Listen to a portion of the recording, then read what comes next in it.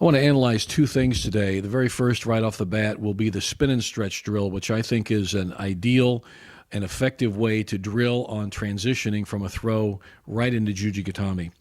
And you'll see that unfold. I use that a lot. I can't emphasize enough how important this drill is and how well it teaches and reinforces the skills of immediately following up from a throw right to a submission technique, in this particular case, Juji Gatame. That leads directly into the analysis, I'm going to present in the same video, how to do the back roll Juji Gatame. Because to me, I think a great way to teach the back roll Juji Gatame, which is one of the primary methods of doing Juji Gatame, is to do the spin and stretch drill. And from that, the students immediately learn how to do a really good, correctly done, efficiently done back roll Juji Gatame. And remember, in Juji Gatame, at least from my point of view, there are four primary applications: the spinning Juji Gatame, the back roll Juji Gatame, which you will see in this video, the head roll Juji Gatame, and the hip roll Juji Gatame. All of the forms of Juji Gatame have something in common with these four basic methods. This back roll Juji Gatame is one of the primary ways of doing it, and the spin and stretch drill is a great way to teach it to beginners and to reinforce it even at elite level athletes. So here we go. Take a look at the spin and stretch drill and the back roll Juji Gatame.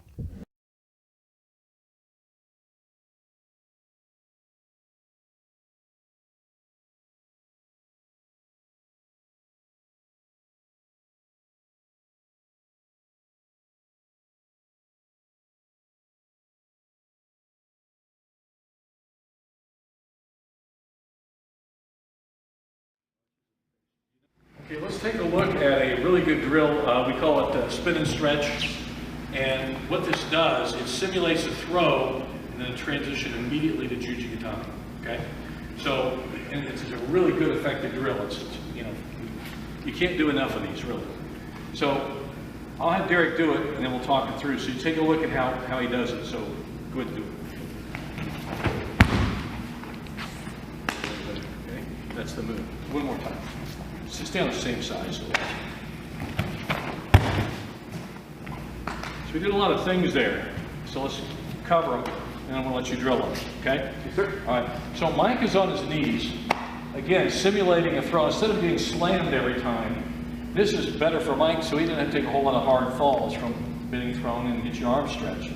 Notice he grabs the elbow here. We did that before, okay? Around the neck, between the shoulders.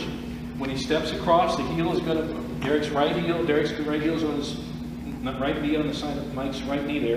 He's going to spin him over. Now when he spins him over, everybody come around here and look at what the things are going to happen right in here now, okay?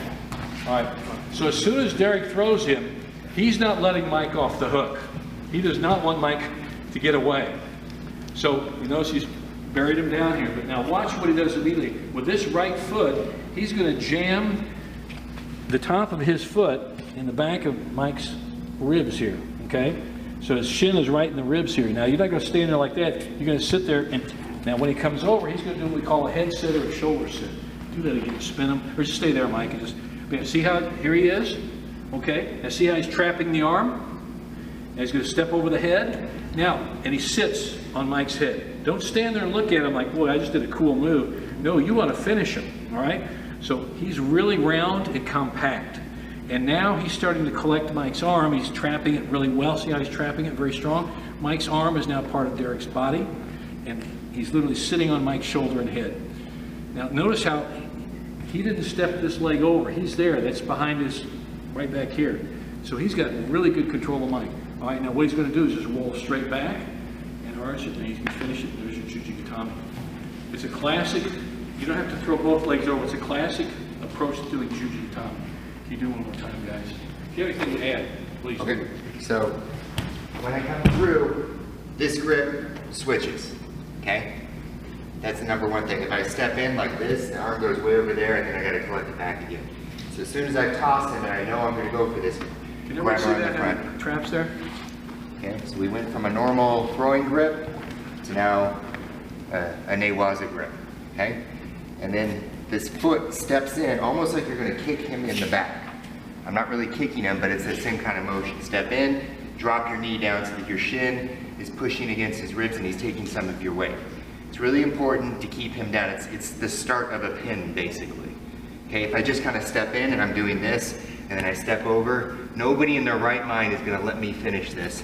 And out he goes, and then down I go, okay? So at that grip, switch through, kick, put some weight on him. As soon as you step over, come back in and collect the head. Okay, so you're squeezing your heels in. And then you sit down on the shoulder and the head area. Mike is totally under Derek's control here. He's just stuck. I mean, his poor head it's like I say, it's like a nut in a nutcracker. Yeah. You know? All right. This is important not just for sitting back and finishing in the right position, but if he starts turning that way, okay? See how you can continue to roll. So we want to take every measure of control that we can and control our opponent with it. He rolls back. Okay. Most of you will not want to sit down on the person. It's just a natural thing. You're like, I don't want to hurt him. I don't want to make it uncomfortable. I'm not rubbing, you know, some part of, like, explicit part of my body across his face, all right? I'm sitting right here on his shoulder and his neck area, okay? Just sit straight down on it. That way you're not having to sit here and be in a squat like this the whole time, because that means there's space and I'm using my muscles. Yeah, okay? Good point, Derek. You want to take it away. No space should be between you and your opponent. Yep. So look, you'll see that there's no space between their bodies. Bam. See, they're tight. They're hooked up. They're one big hunk of people now. Okay? And now he just traps it. He rolls back, and he arches, and he finishes. You notice he didn't kick his leg over. He kept it together. He also kept his knees together too when he finished, because that really trapped the whole arm. You have good control over his head and good knee control. You don't necessarily need to kick that foot over, especially in a position like this where you're already on top. If you're underneath, that's a different sort of situation. But if I'm already pinning him down with that shin, I don't need to kick it over because I'm literally giving up control and making space to flop backwards. So just make that your point of contact and keep it there. One time somebody asked me at an MMA fight, they said, you know, well, you wrote books on Juji Gatame and all that. So what should you prefer, both legs over or one leg back? I said, whatever works. You know, I don't prefer either one. It's whatever works at the time. In this particular case, we don't kick both legs over. We just kick one leg over. Okay, then one more time. Now watch, and then we'll drill it, okay? Spin. He didn't need to stick both legs over. That's it. And that's all. Now he steps over with the head, collects it. Now he rolls back. Now look how he finished. You see it? Come back here, finish. Look how he finished. Right there, knees are together. Mike's whole shoulder and arm, his arm, not just his elbow will hurt, but you're stretching his shoulder, you're stretching the biceps, you're stretching everything there and making it quite uncomfortable to finish. And that's another good point. If he's flat on his back already, and I try and jam my knee in there like that, he's got a lot more torque to it to be able to get up there. The whole point was I got it underneath his back, and then when I came back down, now it's blocking that whole shoulder. He's up like this, and his arm is sticking backwards. That's what you really want. Okay? While I'm controlling his head. So it's a pretty tight lock. The more space he has, the less like force I was putting on there with my leg, like that. You see how he's not reacting the same way? Okay, you could still get it, right? But it's a hell of a lot easier if I'm right here like this, okay?